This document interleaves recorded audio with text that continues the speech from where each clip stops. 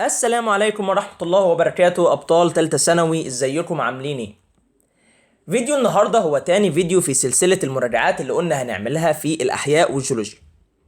الفيديو اللي فات اتكلمنا عن الفصل الأول جيولوجيا وغطينا كل أفكاره. وفيديو النهاردة هنحل 60 سؤال مهم جدا على الدعامة والحركة. بس قبل ما نبدأ الفيديو في نقطة بسيطة عايز اتكلم فيها. احنا بنعمل الفيديوهات دي في فترة امتحانات فاينل وقت صعب، فلما ملقيش تقدير على الفيديوهات فده شيء محزن جدا.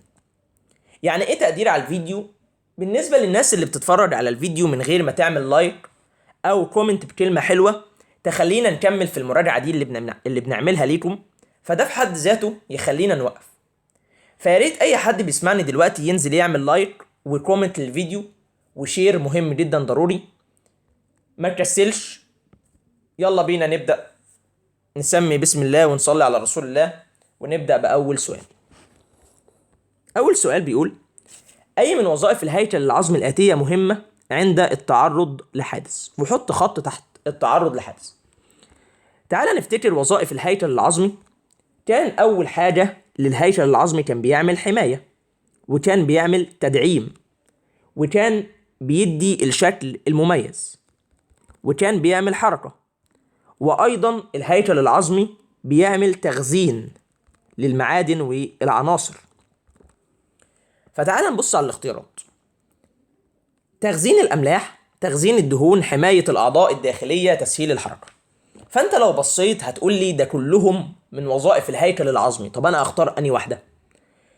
هنا المناسبة للسؤال حماية الأعضاء الداخلية، لأن التعرض لحادث واحد عمل حادثة، فالأولى إن الهيكل العظمي يحمي الأعضاء الداخلية. تمام؟ يعني أنا عملت حد عمل حادثة، فأنا مش عايزه أسهل له الحركة. هيسهل له الحركة في إيه؟ أو يخزن أملاح أو يخزن دهون؟ لا، ده أنا أولى اللي أنا أحمي الأعضاء الداخلية. طيب، تاني سؤال: المفصل سؤال مهم جدا. المفصل الذي لا يحتوي على نسيج غضروفي. نبص على الاختيارات: مفاصل ذات الأطراف المسننة. طبعا المفاصل ذات الأطراف المسننة ديت المفاصل الإيه؟ المفاصل الليفية اللي موجودة في الجمجمة. تمام. مفصل عند رأس عظمة العضد. رأس عظمة العضد دي الإيه؟ اللي هو مفصل الكتف، وده مفصل زلالي واسع الحركة. المفصل بين أجسام الفقرات والارتفاق العاني. بين أجسام الفقرات والارتفاق العاني دول الاتنين مفاصل غضروفية، يعني فيهم إيه؟ يعني فيهم نسيج غضروفي. تمام. يبقى أنا كده شلت الإجابة ديت وشلت الإجابة دي.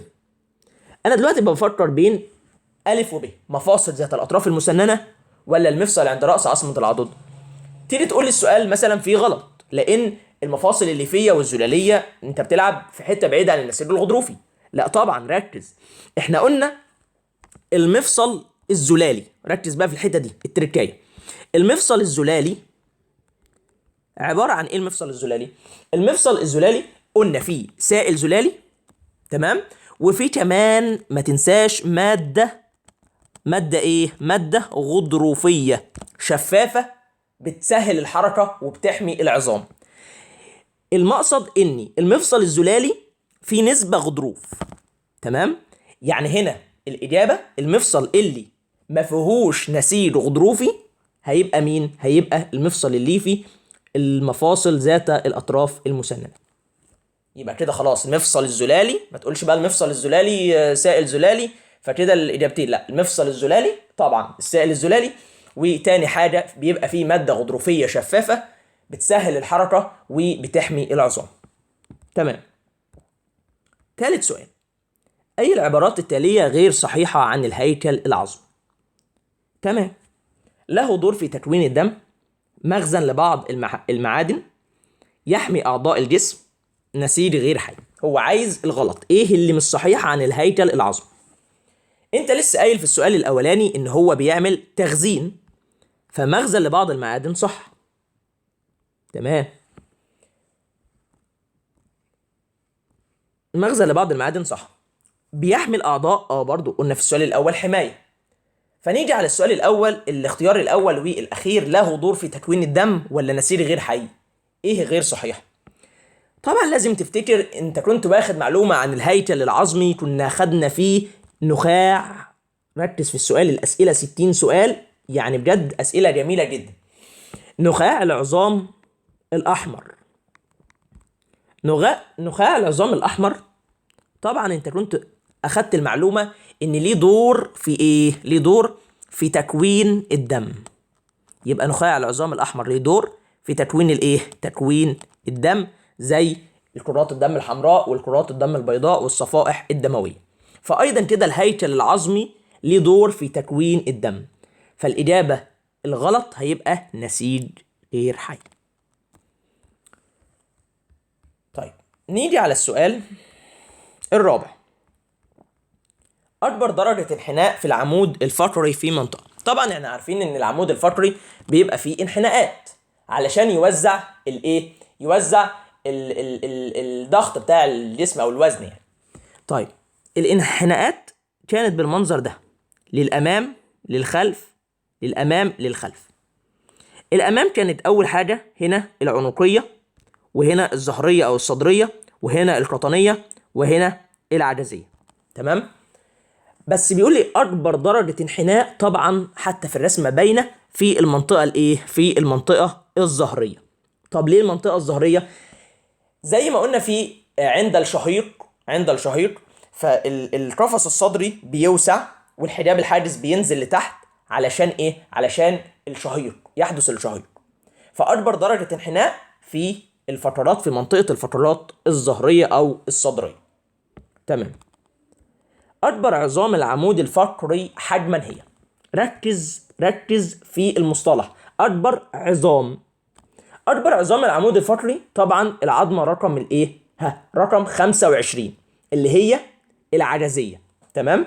فنشيل القطنيه، قطنيه 5 لا، قطنيه 5، قطنيه 5 لا، عجزيه، ايوه صح، عجزيه وعجزيه. تمام. يبقى اكبر العظام، اكبر العظام العجزيه. طب ليه العجزيه؟ لان العجزيه الفترات العجزيه عباره عن 5 فترات وملتحمين في بعض فعاملين عظمه واحده، فدي اكبر العظام. بينما اكبر الفترات، طبعا اكبر الفترات ايه؟ اكبر الفترات الفترات اللي هي القطنيه الخمسه، اللي هي الفتره رقم 24، دي اكبر فتره. فيبقى الاجابه عجزيه وقطنيه 5. تمام؟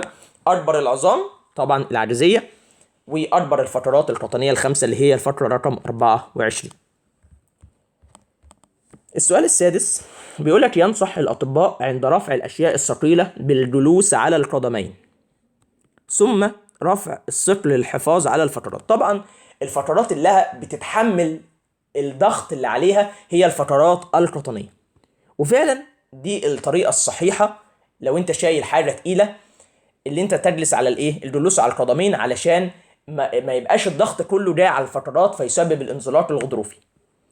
فده علشان يحافظ على الفترات القطنيه. السؤال السابع. عدد العظام التي تتصل بالقص نقط بينما عدد الضلوع. نركز مع بعض. طبعا عظمة القص اهيت بالمنظر دي عظمة القص. تمام؟ عظمة القص الجزء اللي فوق غضروفي وكل حاجة. عظمة القص بيتصل بيها من هنا 10 ضلوع ومن هنا 10 ضلوع، هنا 10 ضلوع وهنا 10 ضلوع. فلما يقول لي بينما عدد الضلوع كده 20 ضلع بيتصلوا بعظمة الايه؟ بعظمة القص. تمام. طب عدد العظام، عدد العظام زود كمان 2 ترقوة، في عظمتين ترقوة بيمسكوا في عظمة القص، فيبقى عدد العظام 22 عظم. يبقى كده 22 و20. تمام. أي الخلايا الآتية تكتسب دعامة؟ تمام، دعامة فسيولوجية عند ري النبات. أي الخلايا الآتية تكتسب دعامة فسيولوجية عند ري النبات؟ أنابيب غربالية، أوعية خشب، خلايا حجرية، خلايا بارنشيمية. طبعا الإجابة واضحة، الخلايا البارنشيمية، لأن الأنابيب الغربالية، أوعية خشب، خلايا حجرية، ال3 خلايا دول أصلا إيه؟ دول خلايا ميتة. إنما الخلايا البارنشيمية فهي خلايا حية، فلما الخلية حية هيبقى فيها فجوات، فالفجوة هتمتص المية بالإسموزية، فهتشرب المية، فدي دعامة فسيولوجية. تمام. أي من مالي يصاحب اكتساب الخلية النباتية دعامة فسيولوجية؟ اكتساب دعامة فسيولوجية. لما اكتسب دعامة فسيولوجية يعني الخلية هيبقى في امتلاء. هتمتلي ايه؟ هيبقى في امتلاء بالمية. الخلية هيبقى جواها مية. فلما المية في الخلية تزيد، تركيز المحلول اللي موجود في الفجوة هيحصل له ايه؟ هيقل. يبقى صغر حجم الفجوة؟ لا، ده الفجوة هتزيد لان هتمتلي مية، فصغر غلط. نقص كمية محلول، نقص تركيز، لا طبعا نقص تركيز المحلول اللي ايه؟ الفجوة. السؤال العاشر: ما مدى صحة العبارتين؟ ركز. تحتوي الخلايا النباتية الحية على فجوات كبيرة الحجم، صح. تساعد هذه الفجوات على امتصاص الناس تركز في السؤال. تساعد هذه الفجوات على امتصاص المية بالانتشار في رمضان. فلا، على امتصاص المية بالانتشار، الكلمة دهيت يعني الجملتين ماشيين صح زي الفل، بس بالانتشار لا، مش بالانتشار، بالاسموزيه. يبقى تساعد الفجوات بامتصاص الميه، احنا لسه قايلينها بالايه؟ بالاسموزيه. فتقرا السؤال لاخر كلمه فيه. هنا الانتشار ديت الجمله دي يبقى غلط، يبقى الاولى صح والثانيه خطا. تمام. الاولى صح والثانيه خطا. السؤال 11: اي المواد التاليه تعمل على زياده قوه زياده قوه جذر الخلايا النباتيه؟ زياده القوه، ركز في المصطلحات دي. زياده القوه كيوتين ولا سيليلوز ولا سيوبرين ولا سيليلوز وليجنين؟ سيليلوز وليجنين. زياده القوه. انما لو قال لك صلابه، لفظ صلابه مع ليجنين بس، ليجنين يبقى صلابه ليجنين. لو قال لك مرونه مع ايه؟ مع سيليلوز. تمام. يبقى نفرق بين المصطلحات. طيب، انما لو قال قوه زي ما هو قال دلوقتي، يبقى السيليلوز والاتنين. لو قال قوه يبقى سيليلوز والاتنين. طيب، السؤال ال 12: الفقره العصعصيه الاولى تتمفصل مع الفقره نقط بينما تلتحم. تتمفصل مع الفقره العجزيه الخامسه، تمام، بينما تلتحم باختها الفقره العصعصيه الثانيه. السؤال 13: اي المواد الاتيه وجودها في جذر الخلايا يزيد من مرونتها وصلابتها؟ انت لسه قايل لي مرونه سيليلوز. طب الصلابه، طب انت قايل لي ليجنين. تمام. بص ركز. ولكن لا يمنع نفاذ الميه. هنا مفيش الا السيليلوز، لان الكيوتين، السيوبرين، الليجنين، الثلاثه بيمنعوا نفاذ الميه. هو الوحيد اللي بيعدي الميه السيليلوز. اي مما يلي يحافظ على الانسجه الداخليه للاشجار الخشبيه؟ هي الاشجار الخشبيه زي مثلا شجره البرتقال دي فيها اوراق. ركز في السؤال وشوف حلته ازاي. فيها اوراق وفيها خشب، تمام. الاوراق بيبقى عليها ايه؟ الاوراق بيبقى عليها كيوتين. طب والخشب بيبقى عليه سيوبرين، فيبقى الاجابه كيوتين وسيوبرين. طبعا بيبقى في 4 اختيارات، يقول لك سيليلوز وليجنين، كيوتين سيوبرين، سيليلوز كيوتين، سيليلوز سيوبرين، وتختار. تمام. هنا كيوتين عشان الاوراق، والخشب بيبقى عليه ايه؟ سيوبرين. طيب، السؤال ال 15 او معلومه مهمه جت في امتحان السنه اللي فاتت. اكتر مقاومه للجفاف، بتيجي تقريبا في كل الامتحانات، اكثر مقاومه للجفاف هي الاقل نتح. لا، مش دي المعلومه اللي جت في امتحان السنه اللي فاتت. في معلومه تانية برضو عاملينها قدام، هتلاقيها قدام، بس المعلومه دي برضو مهمه جدا. الاكثر مقاومه للجفاف هو الايه؟ الاقل نتح. يعني اللي بيحافظ على النبات اللي بيحافظ على الميه جواه ده بيقاوم الجفاف. لوجيك خالص. تمام. السؤال ال 16 حلو قوي السؤال ده. اذا علمت ان رقم الفقره المتصل به زوج الضلوع العائم. طيب، زوج الضلوع العائم ده اللي هو كام؟ زوج الضلوع العائم معروف هو الزوج ال 12. تمام. رقم الفقره بقى هو ما بيقولش زوج الضلوع، هو بيقول لي رقم الفقره اللي متصل بيها زوج الضلوع العائم ده هو س. طب ما احنا رقم الفقره ومعايا زوج الضلوع الضلع ال 12، فانا عايز اعرف رقم الفقره بزود 7، يبقى 12 و7 19. يبقى كده انا استنتجت من الجمله دي ان س بتساوي كام؟ س بتساوي 19. تمام. بيقول لي فإن رقم الفقرة الصدرية الأولى طب ما انا عندي الفترات 7 12 5 5 كام 4. هو عايز الايه؟ الفترة الصدرية الأولى. يبقى الفترة كام؟ أول فترة صدرية هي الفترة الثامنة. يبقى س ناقص كام؟ 19. يبقى 19 ناقص 11 يديني 8. يبقى س ناقص 11. تمام؟ هو استخدم الرموز بس. أي مجموعات الفقرات الآتية تنحني في نفس الاتجاه؟ دي احنا رسمنا الرسمة اهيت، تنحني في نفس الاتجاه اهو. قلنا القطنية العنقية والقطنية الاتنين بينحنوا للأمام. تمام؟ وقلنا الظهرية والعجزية الاتنين للخلف. فتعال نشوف الاختيارات. أي مجموعات الفقرات تنحني في نفس الاتجاه؟ العنقية والقطنية دول بينحنوا للإيه؟ بينحنوا للأمام. تمام.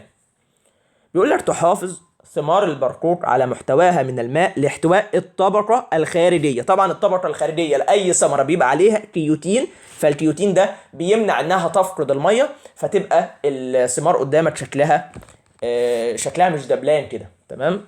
لأن محافظة على المية اللي جواها. أي المناطق التالية تتواجد فيها الفقرة المنصفة للعمود الفقري؟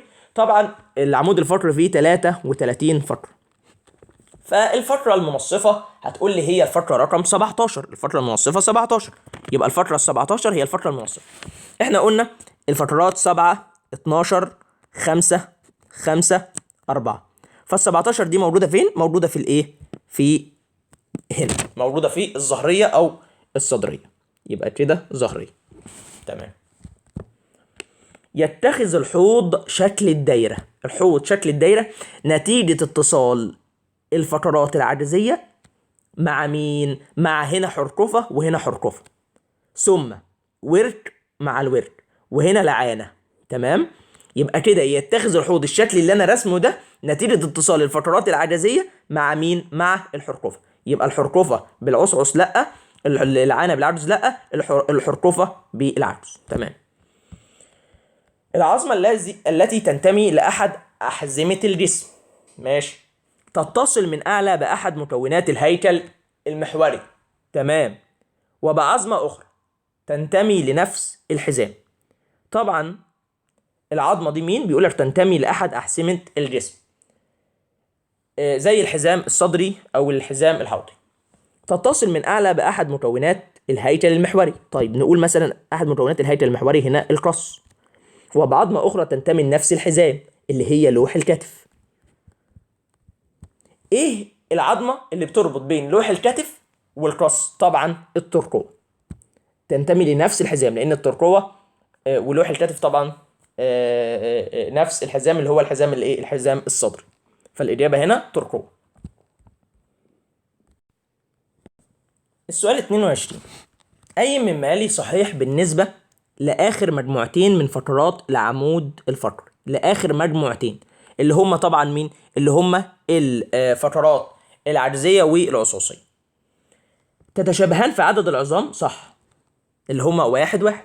ما احنا قلنا الفقرات ترتيبهم من فوق لتحت 7 12 عددهم 5 5 4. دي الفقرات. بالنسبه بقى للعظام فكانت 7 12 5، والخمسه العجوزيه التحموا في عظمه واحده، والاربعه العصوصيه التحموا في عظمه واحده. يبقى متشابهين في عدد العظام، كلهم 1. تمام. اي الفقرات الاتيه يتصل بها زور الضلوع رقم 5؟ طبعا بنزود كام؟ 7. فالضلوع زور الضلوع 5 بنزود عليه 7، فيبقى الفقرات الايه؟ اللي هي ال 12. أي من البدائل الآتية تمثل فقرتين تختلفان في الشكل العام؟ تعالى احنا واخدين ان اول 3 فقرات مختلفين اصلا في الشكل، فهنا الاول والثانيه صح، الاثنين مختلفين. واحده اطلس والثانيه محور، فشكلهم مختلف. اي العظام الآتية تربط الحزام الصدري بالهيكل المحوري؟ وطبعا هي القص، لان القص تمام عظمة القص بتربط الحزام الصدري الترقوة بالهيكل الايه؟ بالهيكل المحوري. تمام. كم عدد تجاويف الهيكل الطرفي؟ تجاويف الهيكل الطرفي احنا قلنا 2 تجويف اروح واتنين تجويف حقري. وقلنا اتنين تجويف مولود لإيه؟ مولود للزند. يبقى كده كام تجويف للهيكل الطرفي؟ 6 تجاويف، يبقى هما عددهم 6. تمام. والمقارنة بين التجويف الأروح والتجويف الحقري. التجويف الأروح موجود في مفصل الكتف، الحقري مفصل الفخذ. التجويف الأروح بيبقى واسع، والتجويف الأروح أو مفصل الكتف سهل الخلع. التجويف الحقري اللي بيبقى ضيق مقارنة بالأروح، وبيبقى كده إيه؟ متثبت. تمام. كم عدد عظام الهيكل الطرفي التي تتصل بالهيكل المحوري؟ ركز. كم عدد عظام الهيكل الطرفي اللي بتتصل بالهيكل المحوري؟ فنفكر مع بعض. أول حاجة أنت عندك 2 عظمتين ترقوة. تمام. 2 إيه؟ 2 ترقوة.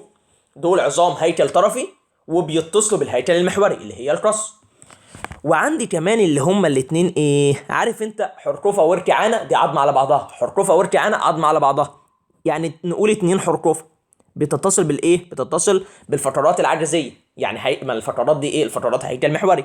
يبقى كده عدد العظام الهيكل الطرفي اللي بتتصل بالهيكل المحوري كام؟ 4 عظام. ما مدى صحة العبارتين؟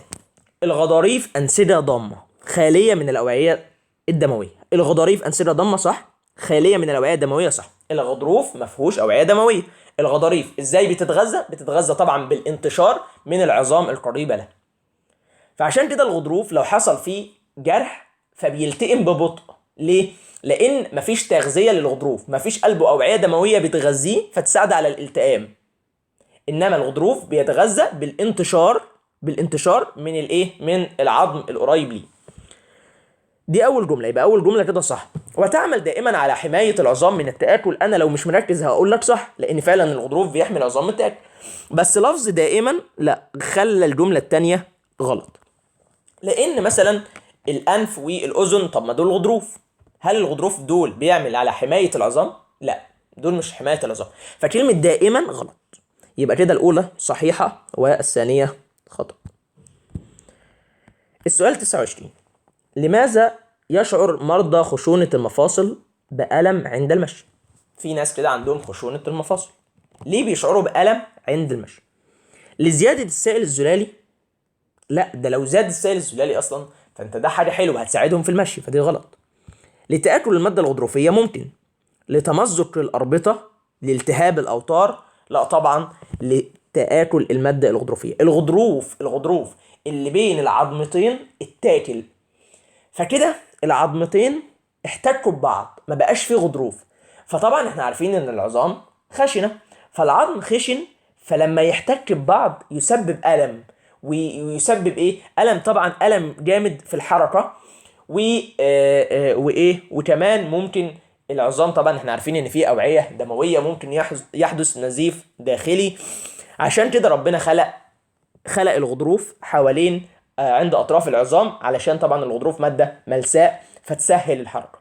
إنما اللي عنده خشونة في المفصل، خشونة ديت يعني المادة الغضروفية اللي بتحوط العظم اتكلت، فبالتالي إيه؟ تسبب خشونة للمفصل وهيسبب ألم عند المشي والحركة. طيب، يعتبر مفصل الكتف أكبر مفصل في الجسم. يعتبر مفصل الكتف أكتر مفصل معرض للخلع. طب أكبر مفصل في الجسم؟ غلط. اكبر مفصل للجسم في الجسم هو مفصل الايه؟ مفصل الركبه. يبقى الركبه هو اكبر مفصل في الجسم. يبقى كده العباره الاولى خطا والثانيه صحيحه. نركز في الكلام. من الممكن ان يكون المفصل بين اكتر من عظمتين. تمام، مفيش مشكله، صح. جميع العظام المتجاوره تتصل باربطه. جميع العظام تتصل باربطه؟ لا، المعلومه دي غلط، لان انت عندك عظام الجمجمه ما فيهاش اربطه. يبقى العباره الاولى صحيحه والثانيه خطا. السؤال اللي بعد كده. اي ثنائيات الفقرات الاتيه لا يوجد بينها مفاصل غضروفيه؟ السؤال كان ممكن ينتهي على كده. احنا زودنا او لا يحدث بينها انزلاق غضروفي. ما هما الاتنين ايه؟ الاتنين واحد. معنى كده انا عايز فقرتين، قبل ما ابص على الاختيارات عايز فقرتين يكونوا ملتحمتين في بعض، فما يبقاش ايه؟ ما بيبقاش في بينهم قرص غضروفي فيحدث بينهم انزلاق غضروفي. فلو بصينا هنلاقي الفقرة 26 و27 طبعا دول في المنطقة العجزية، وطبعا الفقرات العجزية ايه ملتحمة ببعضها. تمام. السؤال 33، مفصل الفخذ أكثر تثبيتا من الكتف. تمام، ولسه قايلينها لأن التجويف الحقري أكثر عمقا من الأروح، صح برضه، يبقى العبارتان صحيحتان. السؤال 34، أي العظام تبدأ بمفصل زلالي واسع الحركة وتنتهي بمفصل زلالي محدود الحركة؟ طبعا لو جينا بصينا على الاختيارات هتلاقي عظمة العضد. عظمة العضد بتبدأ بمفصل الكتف، ومفصل الكتف زلالي واسع الحركة، وبتنتهي بمفصل الكوع وده مفصل زلالي محدود الحركة. تمام. أي الأنسجة التالية يغطي رؤوس العظام؟ إيه اللي بيغطي رأس العظام؟ طبعا رؤوس العظام اللي بيغطيها على طول كده هوت غضروف، والغضروف ده نسيج إيه؟ هل نسيج عصبي؟ غلط. عضلي؟ لأ، طبعا نسيج ضام. الغضروف نسيج ضام. تمام. ده بالنسبة لأول 35 سؤال. بعد كده نكمل السؤال 36، عظمة طرفية تتصل بالهيكل المحوري. عظمة طرفية تتصل بالهيكل المحوري، أنا لسه قايلها حالا. العظمة اللي عظمة طرفية وتتصل بالهيكل المحوري، قلت عظمة الترقوة وقلت عظمة الحرقوة، يبقى ترقوة حرقوة الأولى والثانية صحيحة. تمام. قبل ما نخش على السؤال 37، الناس اللي لسه ما عملتش لايك للفيديو وما اهتمتش بالكلام اللي قلناه في الاول، يا ريت تنزل دلوقتي تعمل لايك وكومنت للفيديو وتشير الفيديو كتير علشان طلاب اكتر يشوفوا الفيديو ده. وطبعا لو لسه ما اشتركتش معانا في القناه يا ريت تعمل سبسكرايب دلوقتي علشان تستفاد بالمراجعه الجايه. هنكمل ان شاء الله في المادتين لو لقينا تفاعل والناس فعلا مهتميه بالمحتوى او الموضوع اللي احنا بنقدمه، في مراجعه في الاحياء ومراجعه في الجيولوجيا لحد ما نخلصهم. لو لقينا تفاعل ولقينا لايكات وكده وكومنتات فهنكمل. فلو لسه ما اشتركتش اشترك معانا، اعمل سبسكرايب للقناه علشان اي فيديو ننزله تشوفه. نرجع للسؤال 37، عظمة نقط تتصل بعضلة من أعلى بواسطة وتر وعظمة من أسفل بواسطة رباط. وقف الفيديو وفكر مع نفسك في السؤال ده كده، فكر كام ثانية. عظمة تتصل بعضلة من أعلى بواسطة وتر وعظمة من أسفل بواسطة رباط. طبعا هنا عظمة الردفة أو الردفة. العظمة دي اللي هي موجودة، اللي هي الصابونة بتاعة الركبة. لو جيت بصيت على رسمتها في الكتاب، احنا جايبين كله، يعني دي مش سؤال فزدكة ولا حاجة، لا ده سؤال موجود. هات رسمتها في الكتاب هتلاقي ان عظمة الردفة ديت من فوقها في وتر ماسك في عضلة، وتحتها ماسكة بعظمة تانية عن طريق رباط. فالسؤال ده مهم وما جاش قبل كده كتير، او تقريبا يعني ايه قليل قوي لو لقيت السؤال ده، فركز فيه. طيب، كم عدد الأربطة التي يصل عظمة الفخذ بالشظية؟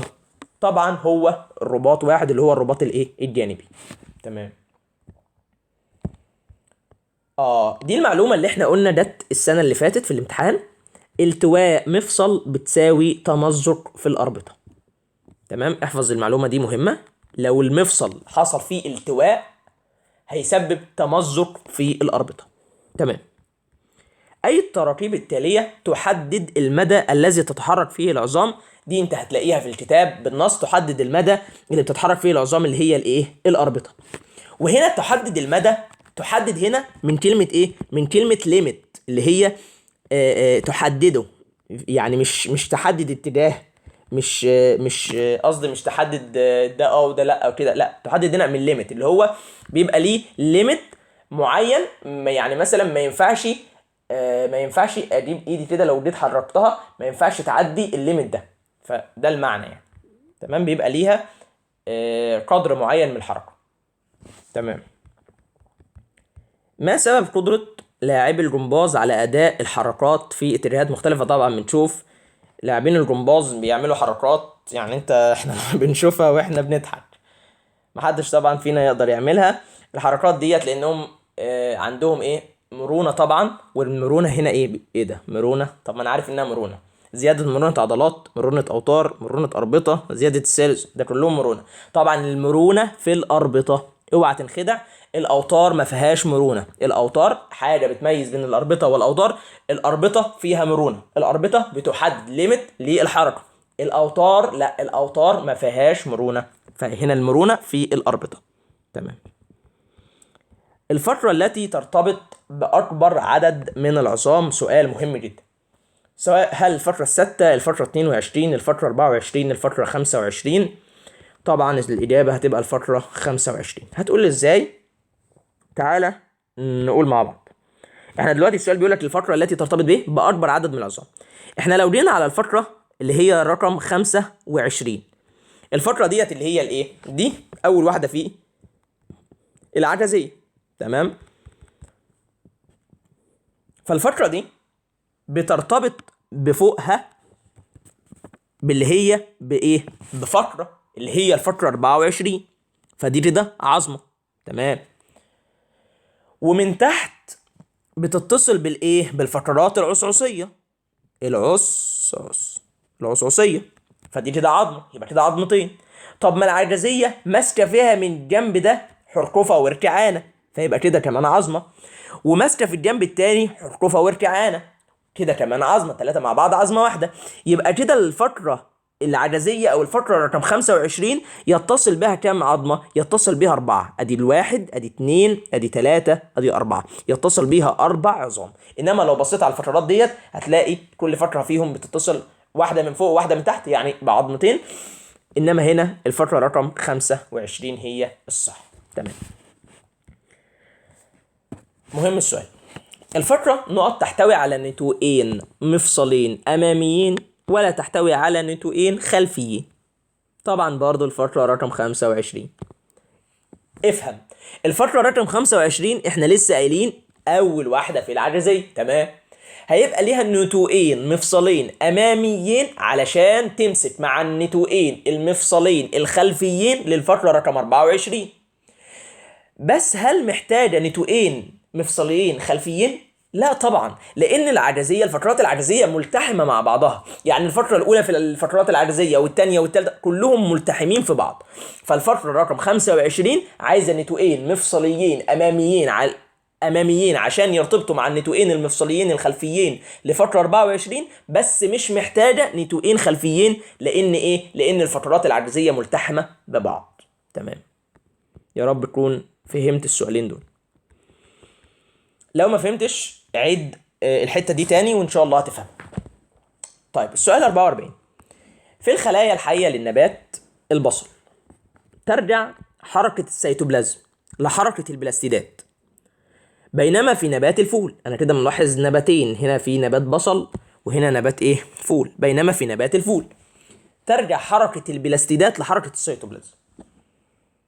فطبعا اللي انا كاتب نباتين، هنا نبات بصل وهنا نبات فول، فده سؤال بس عشان يلخبطك.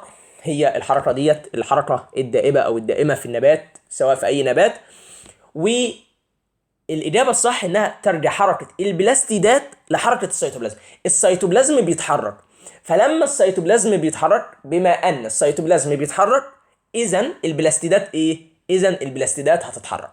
فكده ترجع حركه السيتوبلازم لحركه البلاستيدات، لا غلط طبعا. هنا ترجع حركة البلاستيدات لحركة السيتوبلازم، صح. يبقى العبارة الأولى خطأ والثانية صحيحة. الأولى خطأ والثانية صحيحة. ركز قوي وحدد كده على السؤال علشان ما تغلطش. تمام. السؤال 45. أي الحركات الآتية تعتمد في حدوثها على حركة الماء بين خلايا النبات؟ طبعا حركة المية بين خلايا النبات ده انت بتلعب في ايه؟ في الحركات هنا، نوم ويقظه، شد بالمحاليق، لا انتحاء، لا طبعا حركه النوم واليقظه. حركه الماء، النوم واليقظه، النبات بيبقى واقف عادي خالص، تمام، زي نبات المستحيه. تيجي تلمسه تلاقيه قفل على نفسه كده. طب ايه اللي حصل؟ الميه اللي كانت موجوده كلها رجعت تاني، فدي تعتمد على حركه الميه. فهنا الحركات اللي بتعتمد عليها حركه النوم واليقظه. تمام. بعد اكتمال حركة المحلاق حول الدعامة واكتمال الشد يعتمد النبات بعد ذلك على الدعامة النقط فسيولوجية تركيبية كلاهما. بص، أول حاجة خالص المحلاق، لو جيت بصيت على نبات زي نبات العنب فتلاقي المحلاق بيبقى لونه أخضر، بيبقى المحلاق ساعتها طري كده، بيبقى لونه اخضر. فهنا في اول حاجه خالص في بدايه تكوين المحلاق بيعتمد على الدعامه ايه اهو، في البدايه بدايه تكوين المحلاق البدايه بيعتمد على الدعامه الفسيولوجيه. انما بعد اكتمال بقى النمو فتلاقي المحلاق كده اللي هو القطف بتاع العنب تلاقي ايه، تلاقيه بقى اسمر، بقى اسمر كده وناشف، ما تعرفش اصلا، ما تعرفش حتى اللي انت تقطعه. فبعد فتره بيترسب عليه لبنين، واللبنين زي ما قلت في الاول بيعمل صلابه، فاللبنين خلاص كده مفيش ميه هتخش، فهيعتمد على الدعامه الايه الترتيبيه. فاحنا لو جينا بصينا في السؤال بيقول لي بعد اكتمال حركه المحلاق، بعد الاكتمال خلاص هيبقى دعامه ترتيبيه علشان يترسب عليه لبنين. تمام. الحركه الدورانيه السيتوبلازميه تحدث في جميع الكائنات الحيه. تمام. بينما تزداد وضوحا في النبات. ايه انت شايفها ايه؟ طب تعالى نقول تاني. الحركه الدورانيه السيتوبلازميه تحدث في جميع الكائنات الحيه، صح، لان قلنا الحركه ديت لا الحركه الدائبه او الدائمه، ليه ديت لو الحركه دي وقفت الكائن مات، فدي صح.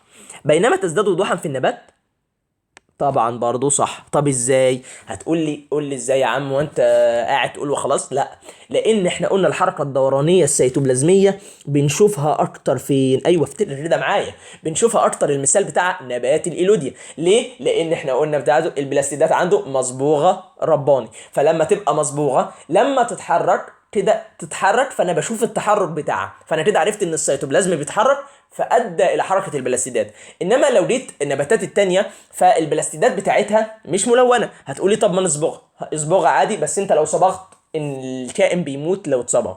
فهنا تزداد وضوحا في النبات، صح. نبات الايه؟ نبات الايلوديا ده مثال عندك، بس انا غيرت لك بس الطريقه، فركز ركز في السؤال. طبعا كده العبارتان ايه؟ العبارتان صحيحتان. طيب، ما نوع العضلات التي تعمل على حركة الدم في الأوعية؟ هتقول لي أوعية، هتقوم قايل لي على طول إيه؟ عضلات ملساء. إجابة خاطئة. تمام. نركز ما تتسرعش، ده اللي بنقوله، ما تتسرعش وركز في السؤال. ما نوع العضلات التي تعمل على حركة الدم في الأوعية؟ ماشي. أول حاجة الدم بيجي منين؟ من القلب، العضو اللي هو بيضخ الدم، فأنت كده معاك عضلات هيكلية. بعد كده اللي ماشية الدم بيمشي فعلا في الأوعية، والاوعيه الجدران بتاعت الاوعيه عضلات ملساء. تمام، احنا قلنا القلب القلبيه ودي عضلات ملساء. طب عضلات الهيكليه بقى، انا لما اجي اتحرك مثلا حركه رجلي او حركه ايدي، ده بيخلي الدم يمشي فيها. تمام. لما اجي امشي فالدم بيتحرك، فدي عضلات ايه؟ عضلات هيكليه. يبقى كده العضلات اللي بتعمل على حركه الدم في الاوعيه كل انواع العضلات. اهدى وركز في السؤال، ما تتسرعش. احنا في الاول قلنا منوع العضلات الاوعيه، خلاص ملساء، لا غلط.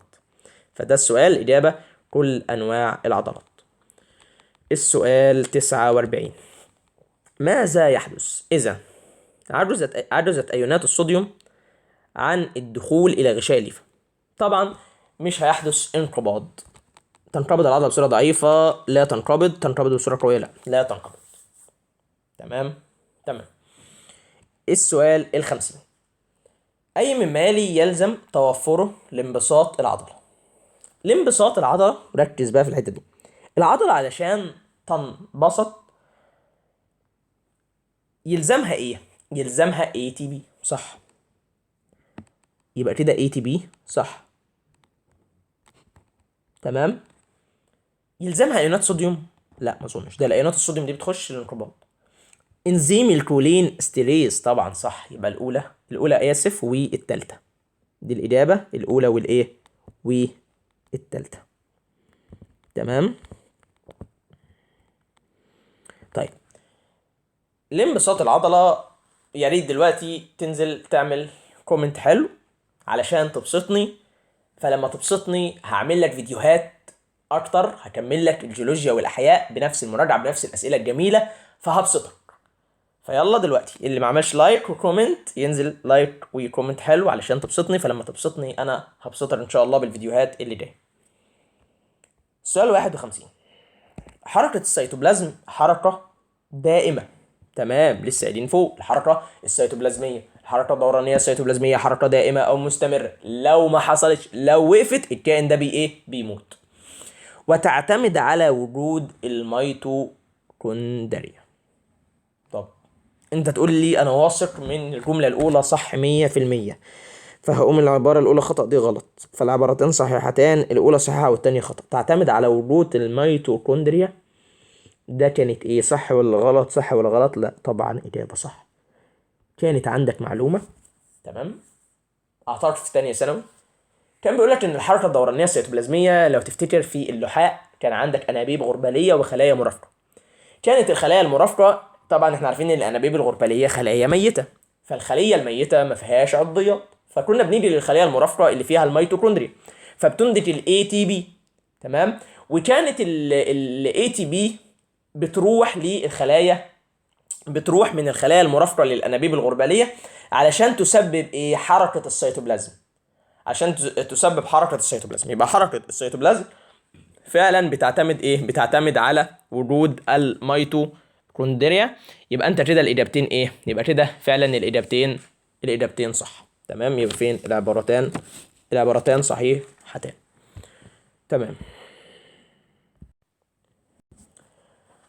السؤال 52. بطء الاستجابة لدى متعاطي المخدرات يرجع إلى تأثير المخدرات على. ماشي، بطء الاستجابة، المخدرات هتأثر على ايه؟ هتأثر على نسبة الكالسيوم، لا كمية الاي تي بي، مستقبلات اللي في هتأثر على المستقبلات.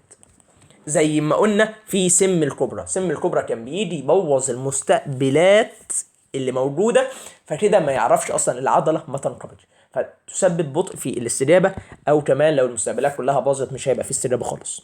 الوحدة الحركية او الوظيفية، طبعا الحزمة. متى ينتج اعلى عدد، السؤال ده جميل، متى ينتج اعلى عدد من مجموعات الفوسفات الحرة والاي دي بي؟ ايه، خلي بالك، اي دي بي مش الاي تي بي، اي دي بي. اعلى عدد من المجموعات ديت امتى؟ بعد الانبساط والانقباض، لان انا عارف عشان العضله تنبسط، عشان العضله تنقبض يلزم اي تي بي، فالاي تي بي هيتكسر لبي واي دي بي. فعدد، انا بقى بقول لك امتى الاقي اعلى عدد من البي واعلى عدد من الاي دي بي، يبقى بعد انبساط او انقباض العضله، لان انا بستهلك في الانبساط وبستهلك في الانقباض اي تي بي. السؤال 55. تواجد منطقة مضيئة وداكنة في كل العضلات الآتية ما عدا. ماشي، قلب، جدار رحم، حجاب حاجز في العضلات الفخذ. فانت لوهلة كده تقول لي ايه اللي جاب السؤال، الاجابات ايه يا عم من الحاجات دي؟ طب ركز تاني، تواجد منطقة مضيئة اي وداكنة ايه. طب يعني المغزى من الجملة دي كناية عن ايه؟ كناية عن خيوط الاكتين والميوسين، خيوط. طب ما الخيوط الاكتين والميوسين عضلات مخططه زي مين؟ زي العضلات طبعا الهيكليه والعضلات القلبيه. هل العضلات الملساء مخططه؟ لا. هو بقى بيقول لك الخطوط دي او الخيوط دي موجوده في كل العضلات الاتيه ما عدا مين؟ طبعا عضلات ايه، جدار الرحم. عضلات جدار الرحم ملساء. تمام، اخدتها في الفصل الثاني الهرمونات. تمام، اللي هو الاكسيتوسين لما بيجي يضغط على على عضلات جدار الرحم، وعرفنا ان عضلات جدار الرحم عضلات ملساء. ماشي. عدد المناطق الداكنة في ليفة عضلية تحتوي على 18 منطقة مضيئة كاملة.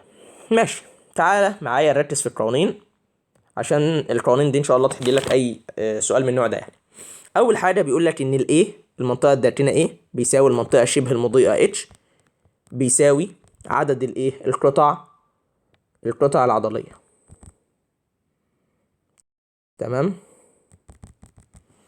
الاي بيساوي اتش بيساوي القطعه العضليه، والاي المنطقه المضيئه اي بيساوي خطوط زد بيساوي القطعه ديت ناقص القطعه العضليه، قطعه زائد قطعه عضليه زائد واحد. تمام، وطبعا عندنا ان الاي الكليه